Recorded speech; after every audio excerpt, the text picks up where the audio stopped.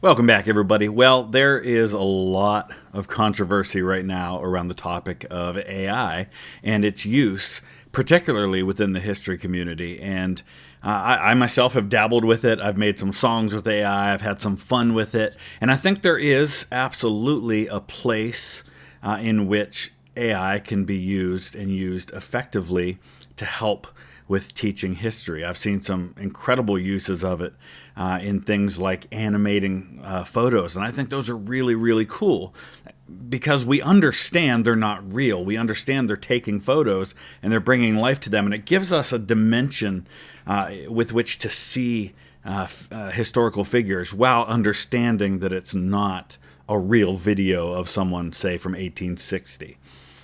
So what I have a problem with then is instances where people are using AI, but they're portraying it as something real when it's clearly not.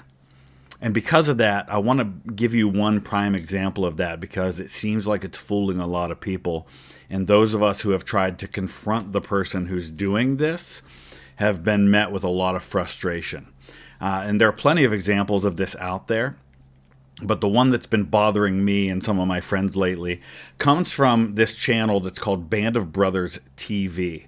And we have some suspicions that this may be someone who had an earlier channel that has repurposed some stuff and come back with a new channel because they got called out before for some of the fake stuff that was being put out there. And the video in particular that came to my attention, and I want to address some of the stuff in here that kind of indicates that it's not real, and I'm bringing this up because I don't want you to be fooled by some of the stuff that's being portrayed as being authentic, but is clearly not. So this channel is called Band of Brothers TV. They've got about 6,000 subscribers, but they got a video from about a week ago. And there's several videos that I think are using AI and portraying it as real.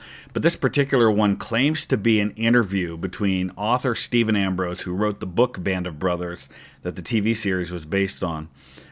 It claims to be an interview with Joe Toy, who was one of the members of, he was one of the staff sergeants in Easy Company of the 506th Parachute Infantry, portrayed by actor Kirk Acevedo in the TV series. So let me show you what I'm talking about. So first of all, the person who hosts this channel never uses their real voice. They use an AI voice for the narration, and their reasoning is that they don't think people would be able to understand their Australian accent. I have some suspicions about what real reasons might be, like that maybe they don't want their real voice out there because there'll be connections made to other content that's been made. But for the sake of trying to be fair, let's assume that's the case. So we already know that they're using AI to create voice. Here's an example. The following interview was conducted by Stephen Ambrose in the late 80s in preparation for his book, Band of Brothers. So they're saying that this is an interview that was recorded. This audio recording is one of the interviews that Stephen Ambrose did with the veterans. And we know that he did do these interviews. In fact, my friend JD actually just sent in our group chat a picture of one of the CDs of one of the recordings of one of these interviews that includes Stephen Ambrose talking to Joe Toy. So we know that these recordings do exist, and there are transcripts of these recordings. His subject was background, where you came from, birth date, education, what you did before you got into the Army. So that was a recording. It says it's a recording of Stephen Ambrose, and I've heard Stephen Ambrose talk, so that's a voice. So Joe Toy, let's talk a little bit about Joe Toy before I play you this audio that claims to be Joe Toy speaking. Joe Toy, born and raised in southeastern Pennsylvania. He didn't live in Philly. He lived in the region surrounding Philadelphia. He ended up living and working, at least after the war, in Reading, Pennsylvania. It's pronounced Reading, not Reading, and that's important. So the claim here by the person creating this channel says that Joe Toy had an Irish accent. Now, the voice you're going to hear, I'm told, is a Galway accent from Western Ireland. And the claim is that, well, Don Malarkey in his book, talking about his memories of the war, who was good friends with Joe Toy, said that Joe Toy had an Irish accent. Okay, so a guy from Oregon said that Joe Toy had an Irish accent. Here's what it sounds like. I was born on March 14th, 1919, in Pittston, Pennsylvania. My first job was in a coal mine. My dad started out as a school teacher, but never followed it through. He was a pretty good boozer, let's put it that way. So, first of all, people in Southeast Pennsylvania don't have Irish accents. But the claim was, well, he was from an Irish family, which is absolutely true. Joe Toy was not Italian. He was not from Philadelphia. He was Irish by descent. His parents were both born in Luzerne County, Pennsylvania. His grandmother on his mother's side was Welsh, not Irish. So let's assume for a second he grew up in Southeast Pennsylvania, but grew up the son of Irish immigrants. Could he have possibly had an Irish accent? Sure. Okay. So let's accept that maybe that's the case. A couple of problems with this, and I want to highlight some of those. So just listen to a little bit of this and tell me if there sounds anything that maybe makes you think that this is more of an AI script rather than a conversation. Just the first thing I want to highlight. Boozer, let's put it that way. He also worked in a post office. He died in his 50s. My mother was in her 80s when she died. I'm the youngest of 8. I was only in maybe 8th grade when my dad died, so it was rough on my mother because there was no social security or anything like that. It just happened that my older brothers were working. Then they got married and went off. This next part is one of the keys to this whole thing. I want you to listen to what he says here. I worked there until they went out of business. In 1941, I went down to Reading and got a job in the police force. In 1941, I went down to Reading and got a job in the police force. Nobody who lives there calls the town Reading. Reading is how it's spelled. And if you're running this through an AI, it's going to pronounce it that way. And it's those kinds of things that will help you when you are trying to decide if something's real or fake. Number one, if somebody says that they're the only person who has exclusive access to a recording from 40 years ago that nobody else has had, and then they start playing it and it sounds like it's not conversational. The quality of the recording sounds different than when the Stephen Ambrose voice is talking, and they pronounce the name of a town they lived in wrong. That's your first indication. That's one thing. It's called Reading, Pennsylvania. I live in Ohio and I know that. People who live in southeastern Pennsylvania absolutely know that. Okay, here's the next part. This is where Stephen Ambrose asks him about Camp Toccoa. And listen how Stephen Ambrose says this. So you went to Camp Toccoa in July of 42? Okay, Camp Toccoa. Okay, that may be. I could probably find some other interviews from Stephen Ambrose to see if he pronounced Toccoa right, but I'll let that one slide. Maybe he did pronounce it wrong. This next one is another key to understanding whether this is really the voice of someone from Pennsylvania. So you got assigned to Easy Company and met Captain Sobel. I can't remember if he was a lieutenant or captain when I joined. I can't remember if he was a lieutenant or captain when I joined. Lieutenant is how it's pronounced in Ireland, in England, in places like that. No southeastern Pennsylvanian would have said lieutenant when talking about this. So when you're creating things, you can find a ton of websites where you can take text and turn it into speech, and you can choose what voice you want. And I could pull one up right now and create the same thing. You can also train voices. I can take actual recordings of Stephen Ambrose, for example, and I can upload those, and I can train my own AI voice that I can then get to say whatever I want. This is all stuff that's possible, very easily possible with AI now. But pronouncing Reading wrong and pronouncing lieutenant instead of lieutenant are two key indications that this was an AI-generated Galway accent male Irish voice. Now here's another one that gets cut off, where the Ambrose voice is starting to say Toccoa, but instead of saying Toccoa, he starts to say Toccoa, and it gets cut off. Do you have any other stories from Toccoa? Well, I was trained to be a demolition man, probably because I knew about dynamite from working in the mines. But the army didn't use dynamite. They used TNT at that time. So I could go on and on about that, but I want to show you some other things that kind of raise some red flags about all this. So quite a few people have been on this video and on others leaving comments saying, hey, this sounds like AI to me. Could you explain why it sounds so different and all these sorts of things? And so there's now a pinned comment about this, and it says, for those of you wondering and accusing me of witchery, Joe Toy had a thick Irish accent. Don Malarkey spoke of it often in his book.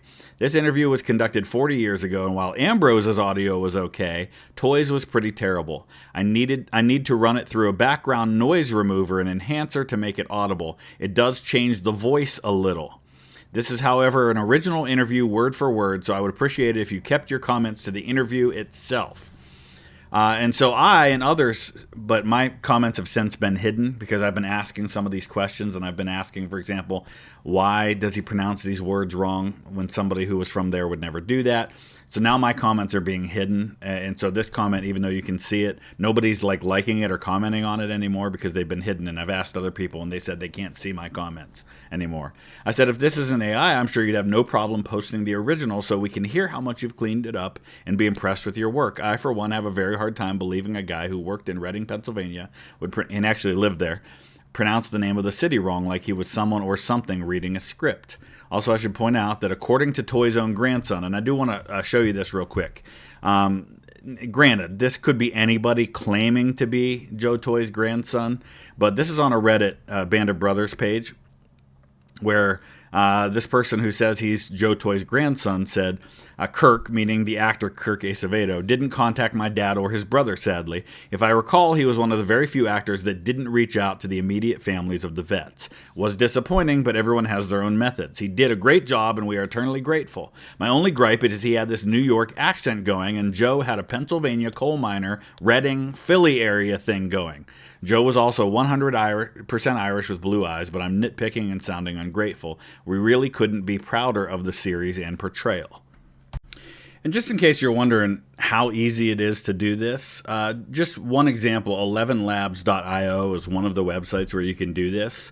And just Irish male voices alone, if I just type in Irish male, this is their entire voice library that they have. They've got like 15 or 20 Irish male voices that you can use. And so I just typed in, I thought I knew history before I found Vlogging Through History on YouTube, and so on. You can see it. Here's what I came up with just in like 30 seconds. I thought I knew history before I found Vlogging Through History on YouTube. Now I know more than ever. His voice kept me warm on those brutal nights in the foxholes outside of Bastogne. I thought I knew history before I found Vlogging Through History on YouTube. And there's ways you can change it and enhance it, and you can make it sound different, and I could choose a different voice. Let's try John. See how John sounds doing the same thing. And this is how easy it is to generate this. I thought I knew history before I found Vlogging Through History on YouTube. Now I know more than ever. His voice kept me warm on those brutal nights in the foxholes outside of Bastogne. So, and then you just play around with it, and you can come up with the voice that is to your liking, and there's 30, 40, 50 different sites you can use to generate this stuff. So then my friend JD from the History Underground gets on and says, hey, could you share where this interview was sourced from? Where did you get this recording, right? Because nobody else has it. There's not a single person who has this interview recorded except for this very anonymous person making this channel. I was donated a collection of documents and recordings from an individual who was involved in the process. I can't say anything more than that. I'm sorry. I just posted something on my community tab about all this. If somebody says, I can't tell you the details, it's because they're lying. I mean, that's a pretty good indication if they're saying, hey, somebody gave me this stuff anonymously. I can't tell you any more than that, even though nobody else has this. So then, same thing I asked, would it be possible to upload the original audio file before it was edited? There are some things in here that aren't sitting right, and it might go far in helping clear up some of the confusion that we're seeing in the comments. I'm sorry, but why do I need to do all of that work, justify it to you? All of that work, you're saying you did all this work to clean it up. It doesn't take any work to upload the original, and it would shut up all of us who are saying, hey, this sounds like it might be AI. Now, here's the thing that bothers me about this, is that if they did say it was AI and it was just here, hey, I entered in the transcripts, but I thought it might be helpful for some people who might not want to read the transcripts but want to hear it spoken, and they just admitted it was AI, I'd have no problem with this. My issue with this is that they're claiming it's real. Now, let's talk about real for a second, because there is a video on YouTube that has the real Joe Toy speaking. Let's go to that for a minute. So this is over on my friend Paul Woodage's channel, World War II TV, and this was an interview. He's talking to George Luz Jr. If you're familiar with George Luz, he was one of the main characters in Band of Brothers. He was a real guy, and this is his son, George Luz Jr., who knew Joe Toy. Okay, he knew Joe Toy, and this is him introducing a clip of Joe Toy speaking. Minute and a half, 2 minutes as well. And once again, I don't think anybody's here other than his family and his close circle. I don't think a lot of people have heard Joe Toy's voice. So here you go. The bag went. I had my rifle because I had it strapped around my neck and across my body. So then I came down and into the field, and it was a bright moonlight night. And after I got the chute off, I looked across another hedgerow. I see two troopers. They had their back to me. So I snuck around the hedgerow, and I got back at them, and I clicked my trigger, and the one guy turned around. He said, "You should have done that. I could have shot you. Only I had my gun in his back." So that is the voice of Joe Toy. Now listen again to what was on the recording claiming to be a cleaned up version of Joe Toy speaking. They used TNT at that time. We went on marches and they would set up a problem. I was with the demolition crew and away from my squad. You hear the difference, not only in terms of the quality, but in terms of the accent. It is clearly not the same person. So, somebody posted about that and actually shared the link in the comment section of this Joe Toy interview. And this person's actually trying to debunk that. They're saying, oh, strange, you couldn't pronounce Garnier's name properly there. And that was their way of saying, you know what, I don't think that's real. Mine's the real one. We've got somebody introducing that video clip on video saying, this is what Joe Toy sounded like. A person who knew Joe Toy saying that. But so it's a little frustrating in that sense. So then the question becomes, okay, so what can we do about it? And here's the catch. Because AI is such a prevalent thing on YouTube now, YouTube is starting to introduce some things regarding that, where when you upload a video, if you are uploading something that's fake, is AI generated, that is purporting to be real, you have to indicate that when you upload the video. And this person did that. That's the kind of the catch here. It says here, how this content was made: altered or synthetic content. Sound or visuals were significantly edited or digitally generated. So they can claim, though, oh, well, the part that's digitally generated is actually my introduction voice at the beginning, and then deny that the Joe Toy parts or the Stephen Ambrose parts are digitally generated. And they can get around YouTube's content kind of police in that regard by saying, hey, if YouTube comes to them and says, people are saying you faked this, they're saying, well, I said up front that there was digitally altered content or digitally generated content in the video, so I'm in the clear.